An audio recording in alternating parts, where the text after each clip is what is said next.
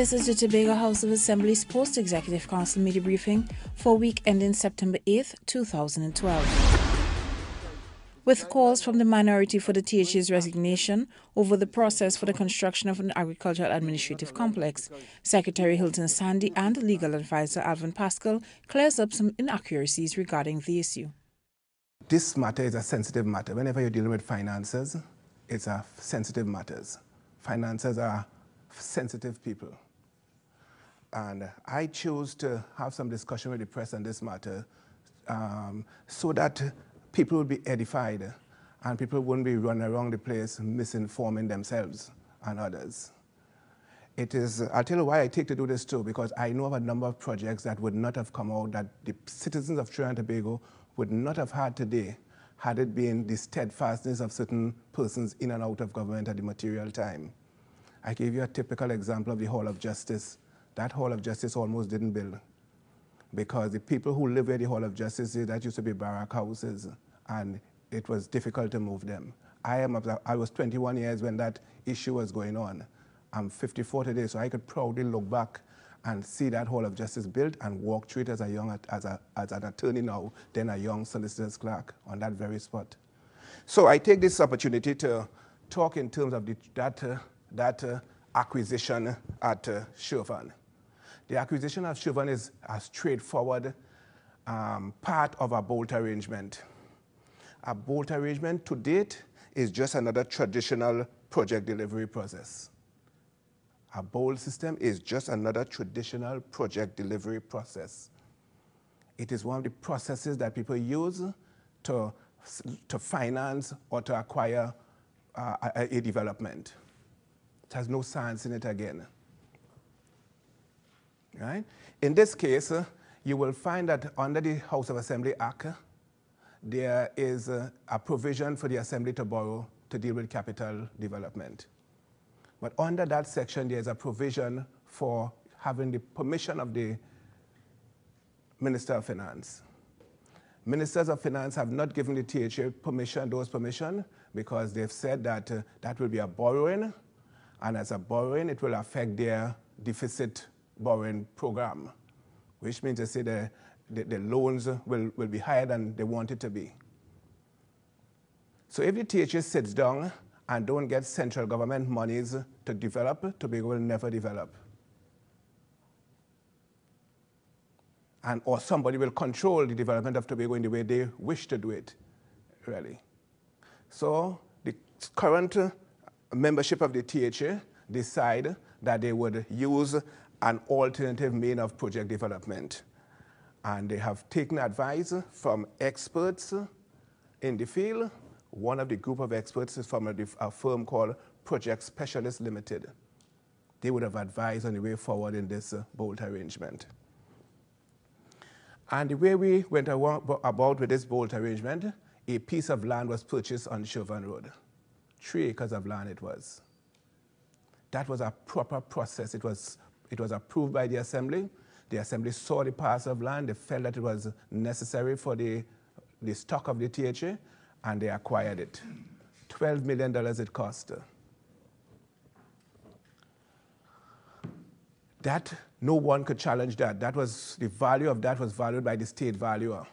So there's a valuation report, and anybody wants to get a copy of it, it is available. Where that land was valued at $12 million. We know right now of comparative land being sold in the Chauvin area at $4 million an acre. So there's comparables. There's actual valuation and comparable values of land.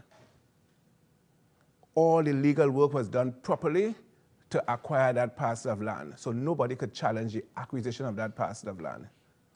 The THA in its wisdom thought it wise to lease that piece of land to the proposed bolt bolt owner, the person who is going to finance or assist the THA acquire that building. So the THA leased that parcel of land to that entity. No one would finance $120 million on a 25-year lease for a 20-year loan.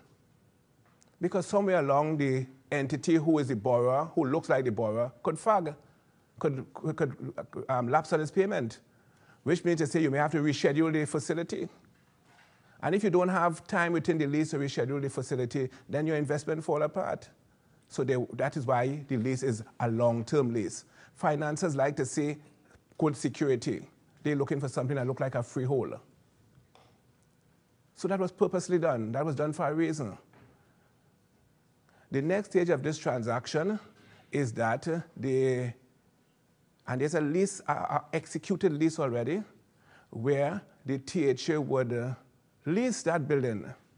So you see, what happens now, the owners of the company called Milsherb, they are going to find monies now to build a building. The THA no longer involved inside there again. This bolt arrangement that people are talking about has nothing to do with the THA. Bolt arrangement is with the financiers. The bolt arrangement is the financiers. They're the one who have to satisfy their finances, either their own finance or wherever they're getting the finance from. They have to satisfy that. They go on now to find monies to build this building for you. So when it came across to see that these gentlemen or whoever they are, were bankrupt, and that the teacher bailed them out and give them money, far from the truth. Far from the truth. It had nothing to do with that at all. These are people who financing. They are going to find monies to build a building. That is their job. The THA has an agreement with these people that when you build that building to specification and standard, we would lease it from you for a period of 20 years. What we would have very soon is a building where the THA will occupy, will be paying lease for it, but there's a term of the lease. There's a term of that lease which says that every 3 years of this lease arrangement, within every 3 years, the THA could acquire the property. Which means to say that once the THA has enough monies, there's something we call capitalizing the rent. You capitalize the balance of the rent and we buy it. All that are terms of the lease arrangement. So therefore, at the expiry of this, either after every 3 years or at the expiry of this transaction, this property will be a THA capital asset. The land has to be, well, I'll tell you about the land. You see, the lease is, right now the lease is in the company's name. But when the company revests that property to the THA, you'll have a formal surrendering of the lease, or you don't need a formal surrendering of the lease. What happens when they vest the property into it, that we will continue to be, because we grant a lease, we continue to have what we call the freehold reversion. So that when they vest back that property to us, that lease will subsume into the freehold. It dies, the lease dies. It becomes subsumed into the freehold reversion. So what you have will be standing there will be a freehold property and no longer a leasehold property. A freehold property of house and land belonging to the THA. If you really see this transaction, you will see the THA as a landlord. And because the THA is a landlord and is a tenant in one, and it's a former tenant in the next thing, really, we could forfeit the THA could forfeit that lease and mash up the whole security arrangement. So the lenders, in their wisdom, would have put other little things in place to make this transaction palatable and well secured to everybody. I just want to say to Tobago that if I were an investor for a trust corporation or a trustee or beneficiaries, this is the type of investment I'll go into. This is what I call safe investment. I see some people begin to talk about ADA and so on. So this has nothing to do with ADA. This is what I call safe investment. This is an investment in real estate. Right? If you were the beneficiaries of monies and you were investing, I'll tell you invest in a program like this.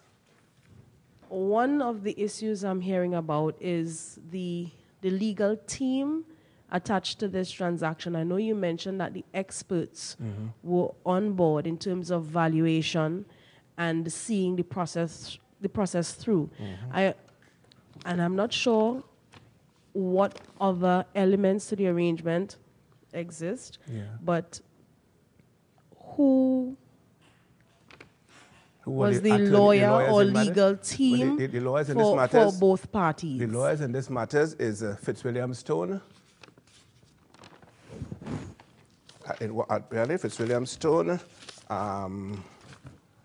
the Labastide Jocelyn, and myself in this matter.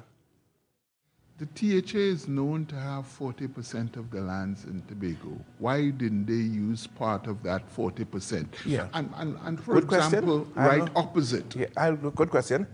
I couldn't say that. That's an executive council decision. Mr. Sadi may say more. But let me tell you about the lands opposite. The lands opposite may not be ready for use in this manner as yet.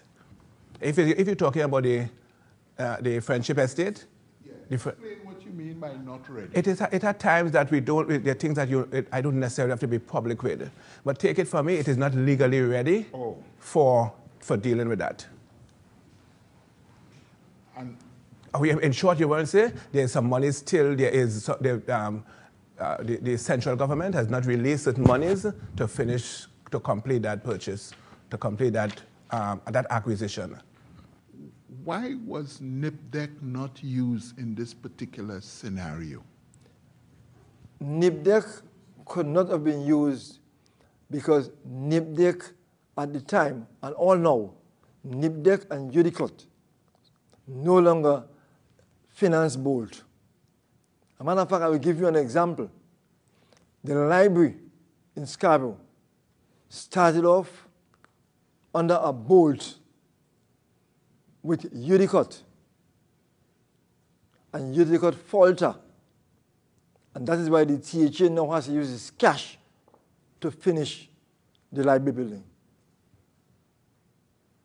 So during the Bolt process, because all our projects, the library, the financial complex, was the bus terminus that is supposed to be built, all the THA's project, we would have signed a document. At the time, I was the Secretary of Infrastructure and Public Utilities. And a document was signed with Judicot to carry out Bolt arrangement on those projects. Because at the time, the chairman of Judicot was the chairman of NIPDEC. And what the government at that time did, they were borrowing money from NIPDEC, if you recall. They were using NIPDEC money to carry out Bolt programs for the government. Or sometimes Judicot will go to the banks when they had plenty of money and take the bank money to carry out the Bolt projects for government. So Judicot will borrow, lease the land. As a matter of fact, we would have leased Scarborough. We would have leased Scarborough to Judicot. The survey plan was done for that entire area with the financial complex, the market, because they were supposed to do something with the market, the library compound. A survey was done for that whole block. And we would have leased that piece of land to Judicot for this a long period. It wasn't because you have to give them a period that the bank will accept for a lease. And banks have a specified term. It's like when you go to do a building with the bank and you want to get a mortgage, if your land is not freehold, if it's leasehold and it's only 20 years, you would not get the loan because they don't want that short period. They want a longer period. They tell you you have to get it for a longer period. It's the same thing. So we would have leased Scarborough to Judicot to carry out the Bolt arrangement. And why not any other place? I mean, I know you talk about existing buildings and all that, as I but explained to any you, other place where you have 40%? Why no other place was because a plan was designed, a design was done already. So a design was done for the site. So the building was a building that could have been used for office because, and why we were approached, agriculture was approached, because we had 6 divisions that we rent business for. So we wanted the building to house the 6 divisions. But I can tell you, the THA, as I explained, would not develop Tobago unless we use this arrangement or until there's a constitutional change giving the Tobago House of Assembly the right to borrow on the security of Tobago. Once we have to go through the Minister of Finance to borrow, we will have problems because it reflects on the debt of the central government. And they will not allow that because they want the flexibility to use it. So if a building costs $120 million and your development program, Vote for Tobago, is $300 million, you see what's happening. When you have all these projects to do, $320 million cannot cut it.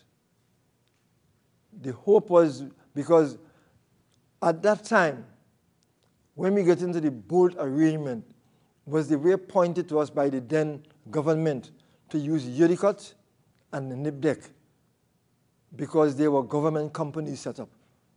But after then, some banks started to do it. A matter of fact, I can tell you, FCB, the present Minister of Finance, when he was the FCB, we had meetings in Trinidad with FCB. They would have agreed to fund our projects. Agreed. When we made the approach to the central government, they said no, they cannot take up that security at this time. Now, if we had to wait on the government when they can do a security for Tobago, and we didn't try the BOLT arrangement, nothing would happen in Tobago. It's not, a matter of fact, all government projects today are done by BOLT. In Tobago? In Tobago, not all in Tobago, but in Trinidad. The waterfront project is a BOLT. Napa is a BOLT. The one in San Fernando is a BOLT, but it's a foreign BOLT because it's designed and built by the company financing from China or from abroad. So it's nothing new. It's only that the reason why this thing is making airwaves, we have to face reality because of a name. Because of a name. The name is Rahel. Because they try to use it in a discussion on the TV to say that Rahel, who is involved, is the son or cousin of Rahel, the ex-minister. So they were trying to link that to show, well, look, it's something not right. There was an ultimatum given as to the resignation of the THA executive. Okay. I have been hired by the people of Tobago through a process in my constituency. And all the other members of the executive, there was a process used to engage our services in the exec council. That's by a vote, an election. Anyone calling for one's resignation must prove the case if it's corruption. Because speaking of a BOLT arrangement where the building is not up, no money has been spent, nothing has been done as far as the building is concerned, and you are using a process to say that you must be fired because of a process, I am not seeing that working. Because to accuse someone for them to resign, you have to be, either you allege something of corruption, but nothing was said about corruption. Nothing in it. Numbers have not been calling, as far as I'm concerned. I haven't heard any money talk about to say, well, somebody was paid some money, or the land was sold too expensive. I'm not hearing that. Because if the land is too expensive, let them go to the evaluator of commission, and he will discuss that. As far as the THA is concerned, we will, of the exec council, the policy to buy the land, we took that decision. The policy to say, yes, we will allow the company to build the building and finance it and build it and we'll rent it, that's a policy decision. We will have put in place all the experts to evaluate the MOU or the agreements the building would have been quantified by experts and advised the exec council and our people, well, yes, it's a true value, and what was done is fair. The rates in the bank, we will have had people and experts to look at the bank rates and all percentage rates to see that they are within tolerance. And that having proven right, we would have decided to go ahead. Because I want people to understand is that when you do a mortgage, even for your own house, people never try to quantify at the end, but people might have called it end figures for you. But you can build a house for $1 million today, and after the mortgage is finished of 20 years, you might have been paying 6 to 7 times for that building. But we never look at our own self-mortgage. But because these numbers look a little large, we tend to look at these numbers. But it's the same process. It's a set process. And I'm saying for countries to develop, that's how they operate. People go to government, offer bolt arrangement. A matter of fact, in some countries, bolts are offered on roads. On roads. In Barbados, they would have used the bolt arrangement to build the road. In Jamaica, was used in Jamaica. But what happened is that when they put in the bolt, they charge the toll. At the toll gate, that money is what is used to finance the bolt arrangement. So the name might be new to some of us, but it is something out there for years. Sometimes what they do is that they do not the full bolt. Sometimes you may have a plan, like if the THA would have developed a plan to build a building, they will give you now finance and build. Not design, finance, and build. So you have it in different ways. So that means the THA may have a designer design the plan, we approve the plan, everything. But we have no money to build it. And then someone will come in and say, okay, we can build it for you, we can finance the transaction. Lease the land to us, we will go to the bank, we will carry your plans, because the bank will look at the plans also to see that's within tolerance, and they will go through all the processes before they approve the funding for the bolt arrangement. So we have to look at this thing not just because of the Chauvin building. They have bolt sometimes, lots of things you have things that they use that system for. It's the way of developing your country. Because, a matter of fact, no one today can save money to build a house. And the government, if we have to save money to build offices, we may take the same 20 years to save the money to build a building. We are a little fortunate that because of prudent financial management by our secretary, we have some savings and we were able to do 1 or 2 buildings on behalf of the THA. But in going forward, we have lots of projects on the table we want to go through with, designed to go. The government don't give you cash to build a building.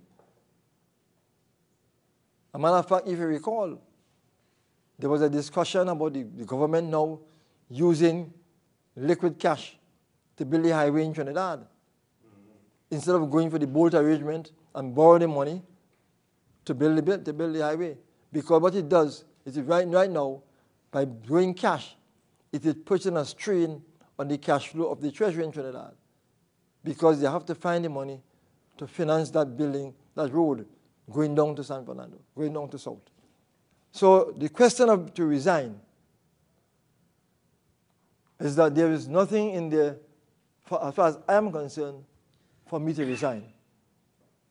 There's nothing there for no member of the Executive Council to resign, because we are not charged. If he wants, he can take it to the Integrity Commission. He can take it to the DPP. He could take all the powers that be to investigate the THA. What I'm telling you is that once he decides to go to the DPP, and he decides to go to the Integrity Commission. I would like the same very chairman to tell the people of Tobago what is his relationship, he and his chairman, he and his leader, what are the relationship with the land being purchased for the University of Tobago. Because they were on that piece of land carrying out development activities, starting a road which was stopped by the environment of Tobago. So I don't know. I would like to know their relationship at Louisdor Indian Walk Estate. So I would like to know from said people their relationship, as I repeat again, with the owner of the land, the government, as regards purchasing and the development of the area. Who got the contract? Was it contracted? And how they happened to start work on the piece of land as taxpayers. And as a taxpayer, I would like to know the relationship between the land, the university construction, the chairman of the TOP, and the political leader. Thank you for watching the Tobago House of Assembly's Post-Executive Council Media Briefing for week ending September 8th, 2012. For the Department of Information, I am Sophie Guillaume.